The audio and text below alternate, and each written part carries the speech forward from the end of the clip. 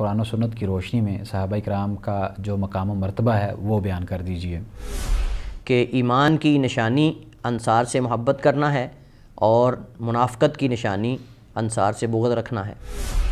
اور اس طرح بے شمار ائمہ سے یہ بات مروی ہے کہ صحابہ کرام سے محبت کرنے والا شخص جو ہے وہ نفاق سے بری ہے اور وہ اہل ایمان میں سے ہے۔ سوال یہ پیدا ہوتا ہے کہ حضرت علی رضی اللہ تعالی عنہ کے بارے میں بغض کو نفاق کہا گیا ہے، اور صحیح بات یہ ہے کہ اگر ایک بندہ جو ہے وہ علی کی محبت کا دعویٰ کرتا ہے لیکن ان سے محبت نہیں کرتا جن سے علی نے محبت کی ہے، تو یہ بھی تو بغض ہی ہے۔ بسم اللہ الرحمن الرحیم۔ السلام علیکم ورحمۃ اللہ وبرکاتہ۔ ناظرین، دفاع صحابہ سیریز میں ایک مرتبہ پھر ہم آپ کو خوش آمدید کہتے ہیں۔ آج کا جو ہمارا موضوع ہے اس کا تعلق ہے صحابہ کرام کے مقام و مرتبے کے ساتھ۔ ہم شیخ صاحب سے یہ رہنمائی لیں گے کہ قرآن و سنت کی روشنی میں صحابہ کرام کا کیا مقام و مرتبہ بیان کیا گیا ہے۔ آج نت نئے انداز سے صحابہ کرام کے اوپر تبرہ بازی کی جاتی ہے اور ان کا آپس میں اختلاف بیان کیا جاتا ہے، تو یہ چیزیں صحابہ کرام کے مقام کو دوسروں کی نظر میں کس قدر نیچا کرتی ہیں، یعنی جو غیر مسلم ہیں وہ ہمارے اوپر کس طرح اعتراض کرتے ہیں کہ یہ مسلمان اپنے ہی مسلمانوں کو، اپنے ہی صحابہ کرام کو جو کہ رسول اللہ صلی اللہ علیہ وسلم کے ساتھی ہیں، صحابی ہیں، ان کے بارے میں اگر اس طرح کے اعتراضات کرتے ہیں یا اس طرح کے نظریات رکھتے ہیں تو ان کا اسلام کتنا سچا ہے۔ اس وجہ سے لوگ الحاد کا راستہ اختیار کرتے ہیں اور منکر بنتے ہیں اور اسلام سے دوری اختیار کرتے ہیں۔ تو کیا ہم مسلمانوں کے درمیان یہ جو روش ہے کیا یہ درست ہے؟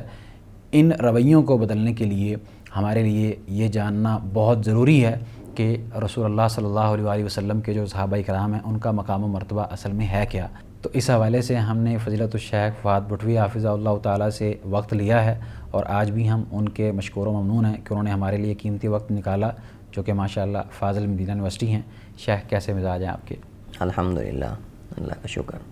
شیخ، ہمارا جو آپ سے سوال ہے وہ یہ ہے کہ آپ ہمارے ناظرین کے سامنے قرآن و سنت کی روشنی میں صحابہ کرام کا جو مقام و مرتبہ ہے وہ بیان کر دیجئے۔ الحمدللہ والصلاة والسلام علی رسول اللہ وعلی آلہ وصحبہ ومن والہ، اما بعد۔ صحابہ کرام کے مقام اور مرتبے کو مختلف انداز سے واضح کیا جا سکتا ہے کتاب و سنت کی روشنی میں۔ چند ایک چیزیں میں ناظرین کے سامنے رکھتا ہوں جس سے صحابہ کرام کے مقام اور مرتبے کا ہمیں ایک اندازہ ہوتا ہے۔ سب سے پہلی بات تو یہ ہے کہ صحابہ کرام سے محبت کو ایمان کی علامت و نشانی قرار دیا گیا ہے۔ یہ سب سے پہلی چیز جو ہم جان سکتے ہیں قرآن و سنت میں غور و فکر کرنے کے بعد، وہ یہ ہے کہ صحابہ کرام سے محبت کو ایمان کی نشانی اور علامت قرار دیا گیا، جیسا کہ نبی کریم صلی اللہ علیہ وسلم کی صحیح بخاری میں حدیث اللہ کے نبی علیہ السلام فرماتے ہیں، آیت الایمان حب الانصار و آیت النفاق بغض الانصار، کہ ایمان کی نشانی انصار سے محبت کرنا ہے اور منافقت کی نشانی انصار سے بغض رکھنا ہے۔ اسی طرح دوسری حدیث میں حضرت معاویہ رضی اللہ تعالی عنہ سے روایت ہے کہ نبی کریم صلی اللہ علیہ وسلم نے فرمایا، من احب الانصار فبحبی احبہم ومن ابغضہم فببغضی ابغضہم، کہ جس نے انصار سے محبت کی اس نے میرے ساتھ محبت کرنے کی وجہ سے ان سے محبت کی، اور جس نے ان سے بغض رکھا اس نے میرے ساتھ بغض رکھنے کی وجہ سے ان سے بغض رکھا۔ اور یہ حدیث جو ہے وہ مجمع الزوائد کے اندر اور مصنف عبدالرزاق وغیرہ کے اندر صحیح سند کے ساتھ مروی ہے۔ اسی طرح ایک تیسری حدیث میں حضرت علی بن ابی طالب امیر المومنین رضی اللہ تعالی عنہ روایت کرتے ہیں، فرماتے ہیں کہ نبی کریم صلی اللہ علیہ وسلم نے میرے بارے میں فرمایا کہ لا یحبنی الا مؤمن ولا یبغضنی الا منافق، کہ نہیں مجھ سے کوئی محبت کرے گا مگر مومن ہی، اور نہیں مجھ سے بغض رکھے گا کوئی مگر منافق ہی، یعنی جو مجھ سے محبت کرے گا وہ مومن ہے اور جو مجھ سے بغض رکھے گا وہ جو ہے وہ منافق ہے۔ علی بن مدینی رحمہ اللہ تعالی جو کہ امام ہیں، بہت بڑے محدث ہیں، فقیہ ہیں، وہ فرماتے ہیں، اذا رأیت الرجل یحب ابا ہریرۃ ویدعو لہ ویترحم علیہ فرج خیرہ وعلم انہ بریء من البدع، کہ اگر تم کسی شخص کو دیکھو کہ ابو ہریرہ رضی اللہ تعالیٰ عنہ سے محبت کرتا ہے، ان کے لیے اللہ سے دعا کرتا ہے درجات کی بلندی کی، اور وہ ان پر ترحم کرتا ہے، یعنی ان کے لیے اللہ تعالیٰ سے رحم کی دعا کرتا ہے، تو اس سے خیر کی امید رکھ، یہ جان لو کہ بندہ وہ خیر والا ہے، اچھا آدمی ہے۔ اور فرمایا وَعَلَمْ أَنَّهُ بَرِيٌّ مِّنَ الْبِدَعِ، اور یہ جان لو کہ وہ بدعات و خرافات سے بری ہے۔ اور اس طرح بے شمار ائمہ سے یہ بات مروی ہے کہ صحابہ کرام سے محبت کرنے والا شخص جو ہے وہ نفاق سے بری ہے اور وہ اہل ایمان میں سے ہے، اور صحابہ کرام کا جس کے دل کے اندر بغض اور نفرت ہے وہ آدمی جو ہے وہ زندیق ہے، وہ آدمی زندیق ہے۔ اس طرح کے بے شمار ائمہ سے اقوال ہمیں ملتے ہیں۔ اسی طرح نبی کریم صلی اللہ علیہ وسلم کے پاس ایک آدمی آیا اور اس نے آ کر کہا کہ اللہ کے رسول صلی اللہ علیہ وسلم متی تقوم الساعہ، قیامت کب قائم ہوگی؟ تو آپ نے فرمایا وما عددت لہا، آپ نے اس کے لیے کیا تیار کیا ہے؟ تو اس نے کہا اللہ کے رسول کوئی اتنے زیادہ عمل تو نہیں ہے، لیکن میں اللہ اس کے رسول سے محبت کرتا ہوں، انی احب اللہ و رسولہ۔ تو آپ نے فرمایا کہ اگر تم واقعتاً ہی اللہ اس کے رسول سے محبت کرتے ہو، انت مع من احببت،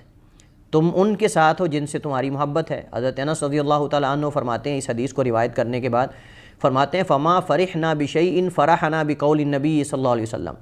ہمیں اتنی خوشی نہیں ہوئی کسی اور بات پر جتنی ہمیں اللہ کے نبی کی یہ بات سن کر خوشی ہوئی کہ ہمیں تو اللہ کے رسول سے محبت ہے، ہمیں بھی اللہ سے محبت ہے۔ اور آگے فرماتے ہیں فَأَنَا أُحِبُّ النَّبِيَّ صلی اللہ علیہ وسلم وَأَبَا بَكْرٍ وَعُمَرَ وَأَرْجُو أَنْ أَكُونَ مَعَهُمْ بِحُبِّي إِيَّاهُمْ وَإِن لَّمْ أَعْمَلْ بِمِثْلِ أَعْمَالِهِمْ۔ فرماتے ہیں میں تمہیں بیان کرنا چاہتا ہوں، یہ صحابی بیان کر رہے ہیں، فرماتے ہیں کہ میں بھی نبی علیہ السلام سے محبت کرتا ہوں، ابو بکر سے محبت کرتا ہوں، عمر سے محبت کرتا ہوں، اور مجھے امید اور یقین ہے کہ میں ان کے ساتھ جنت کے اندر ہوں گا، اگرچہ میں ان کی طرح کے عمل تو نہیں کر سکا، لیکن ان کے ساتھ کی وجہ سے مجھے اللہ تعالیٰ جنت میں ان کے ساتھ کر دے گا، اگرچہ میرے عمل ان کے مطابق نہیں۔ یہ صحابی کی عاجزی تواضع ہے، وگرنہ انس بن مالک رضی اللہ تعالیٰ عنہ کا بھی ایک بہت بڑا صحابہ کرام میں مقام ہے، اور آپ نبی علیہ السلام کے خادم ہیں، خادم رسول اللہ ہیں، اور 10 سال اللہ کے نبی کی خدمت کی ہے،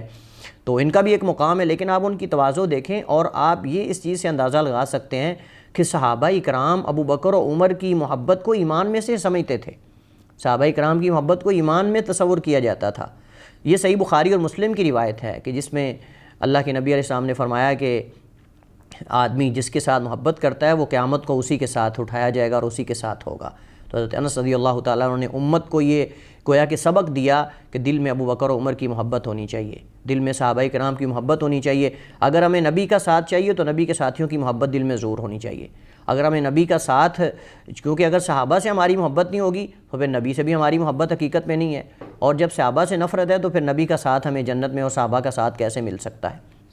اسی طرح قرآن کریم میں اللہ تعالیٰ نے یہ ذکر کیا ہے کہ جتنی آسمانی کتابیں سابقہ کتب ہیں، تورات اور انجیل وغیرہ، ان میں بھی نبی کریم صلی اللہ علیہ وسلم کے جہاں اوصاف ذکر ہوئے ہیں، خوبیوں کا ذکر ہوا ہے،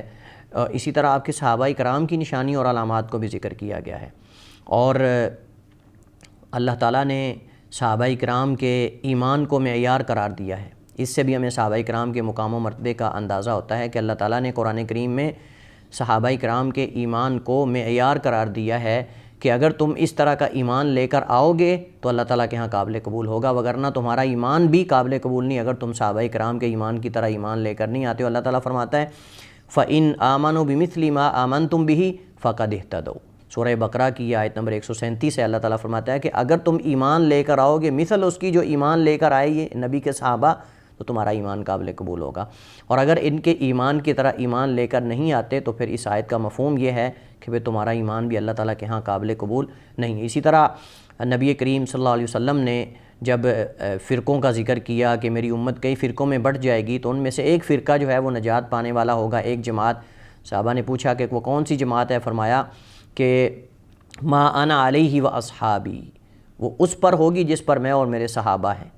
یعنی اگر وہ میرے طریقے اور میرے صحابہ کے طریقے پر چلنے والے ہوں گے تو وہ اصل میں نجات پانے والی جماعت ہے، اور یہ فرقہ ناجیہ ہے، طائفہ منصورہ ہے، اور یہ اہل سنہ والجماعہ کی جماعت ہے۔ اور نبی کریم صلی اللہ علیہ وآلہ وسلم نے، اللہ کے نبی نے جہاں اپنی سنت کو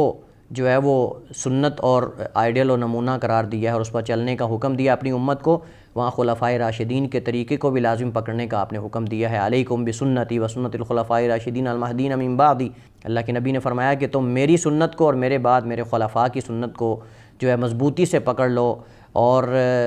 عضوا علیہا بالنواجذ، اپنی دانتوں سے یعنی اس کو مضبوطی سے تھام لو۔ اور اللہ کے نبی علیہ السلام نے جو ہے وہ اس کو نجات کا ذریعہ قرار دیا ہے کہ صحابہ کرام کی اور میری سنت و طریقے پہ عمل کرو گے، خلفائے راشدین کے، تو تمہاری نجات ہوگی۔ اور اسی طرح نبی کریم صلی اللہ علیہ وسلم کی اگر ہم احادیث کا مطالعہ کریں تو اللہ کے نبی علیہ السلام نے جیسے آسمان کے لیے ستارے امن کا باعث ہیں، ایسے آپ نے اپنے صحابہ کے لیے اپنی ذات کو امن کا باعث قرار دیا ہے، اور اس کے بعد صحابہ کرام کی شخصیات کو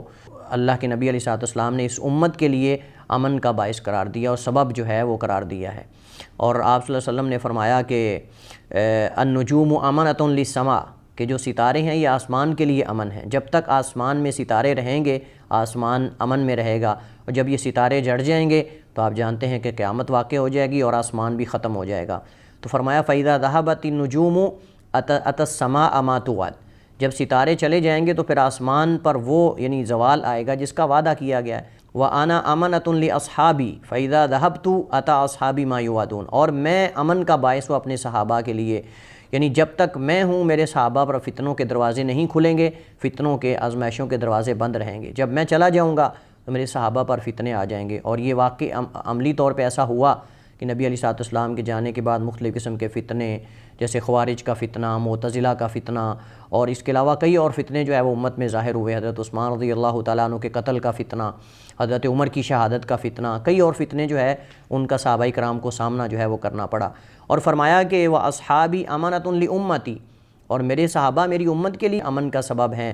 فَإِذَا ذَهَبَ أَصْحَابِي أَتَى أُمَّتِي مَا يُوعَدُونَ، جب میرے صحابہ چلے جائیں گے تو میری امت پر وہ چیز آ جائے گی جس کا ان سے وعدہ کیا گیا، یعنی شر کے دروازے کھل جائیں گے، فتنوں کے دروازے کھل جائیں گے۔ اور یہ عملی طور پہ ہم دیکھتے ہیں کہ نبی کریم علیہ تحیۃ و تسلیم کے جانے کے بعد کس قدر فتنے ظاہر ہوئے، پھر صحابہ جب چلے گئے اور زیادہ فتنے بڑھتے گئے، اور جو ہے وہ امت فتنوں کا شکار ہوگی۔ اسی طرح نبی کریم علیہ السلام نے حضرت ابو سعید خدری کی حدیث میں ہے، جو کہ حدیث متفق علیہ بخاری مسلم میں ہے، اللہ کے نبی علیہ السلام نے فرمایا کہ ایک زمانہ آئے گا کہ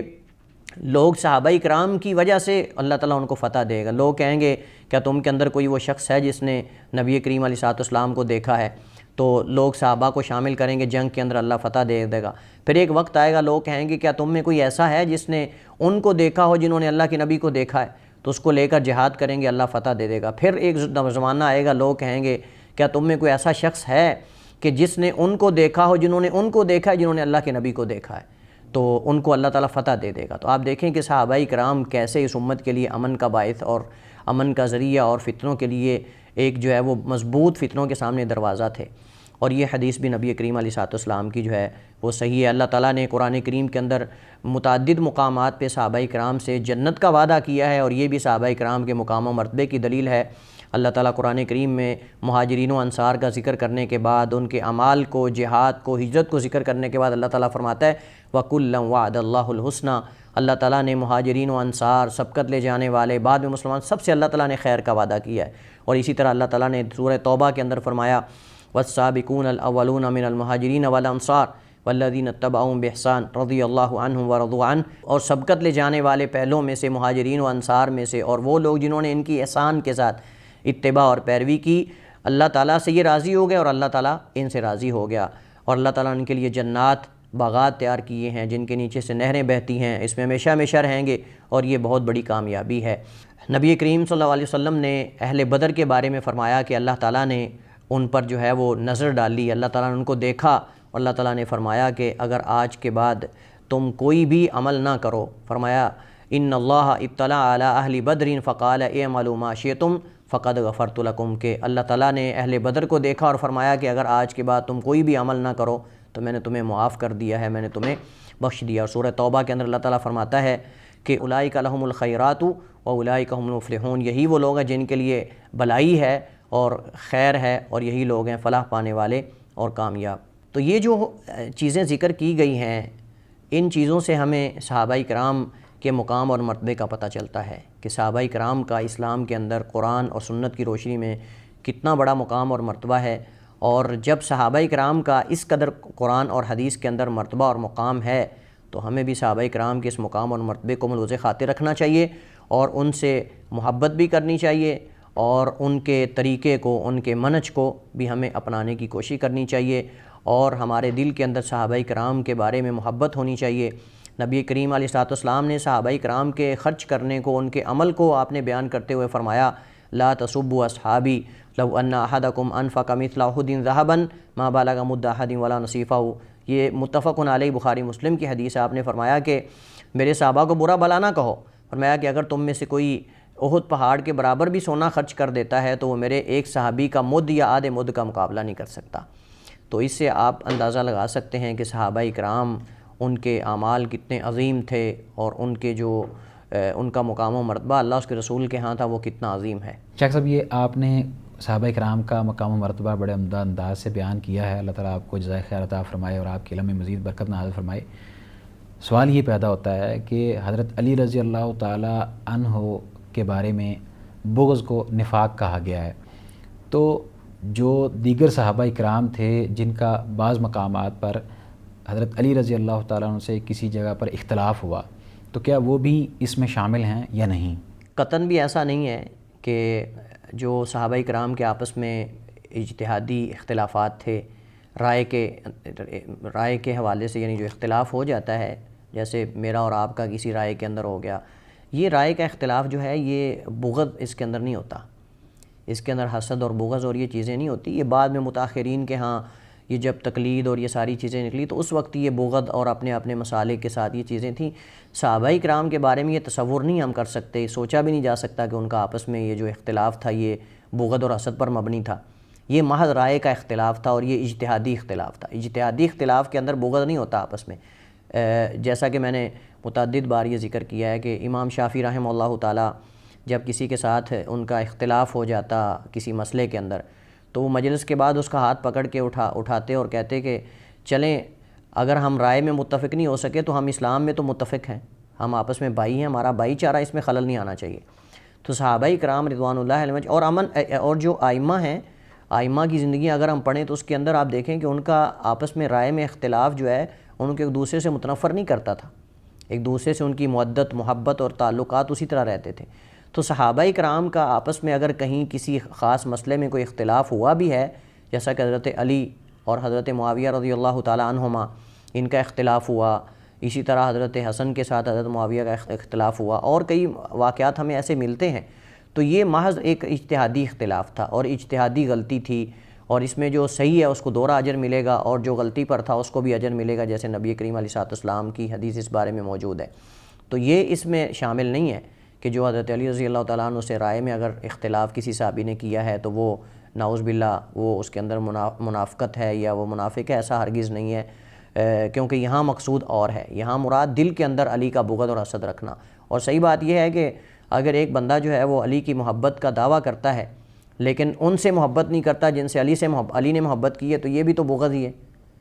یعنی اس کو کیا ہم حب علی کا نام دیں گے؟ یعنی علی رضی اللہ تعالیٰ عنہ سے محبت کا دعویٰ کر کے ان سے نفرت کرنا جن سے علی نے محبت کی ہے، جن سے علی کی محبت تھی. تو اس کو ایمان کی علامت کیسے قرار دیا جا سکتا ہے؟ یعنی ایک طرف اگر علی رضی اللہ تعالیٰ عنہ امیر المومنین سے کوئی رائے میں اختلاف کرتا ہے تو اس کو تو آپ جو ہے وہ بغض کا نام دے دیں، حسد کا نام دے دیں، اور دوسری طرف جن سے علی کی محبت تھی ان سے آپ بغض رکھ کر علی کی محبت کا نعرہ لگائیں، تو یہ میرے خیال میں کھلا تضاد ہے، یہ صحیح نہیں ہے. تو رائے میں اختلاف ہو جانا یہ دل میں بغض ہونے کی نشانی اور علامت نہیں ہے. رائے میں اختلاف علماء کے درمیان ہو جاتا ہے، ائمہ کے درمیان، صحابہ میں، اس کے علاوہ کئی اور واقعات ہمیں ملتے ہیں. بہت شکریہ شیخ، اللہ تعالیٰ آپ کو رحمت و برکتوں سے نوازے. انشاءاللہ ہم آپ سے مزید رہنمائی لیتے رہیں گے. حیاک اللہ، بارک اللہ. ناظرین، یہ تھا ہمارا آج کا پروگرام جس کے اندر شیخ صاحب نے بڑے عمدہ انداز سے صحابہ کرام کا مقام و مرتبہ بیان کیا. آپ میں سے جن ناظرین کا کسی قسم کا کوئی اشکال ہو یا سوال ہو تو وہ آپ ہم سے کر سکتے ہیں. تب تک کے لیے آپ ہمیں دیجیے اجازت. اللہ حافظ.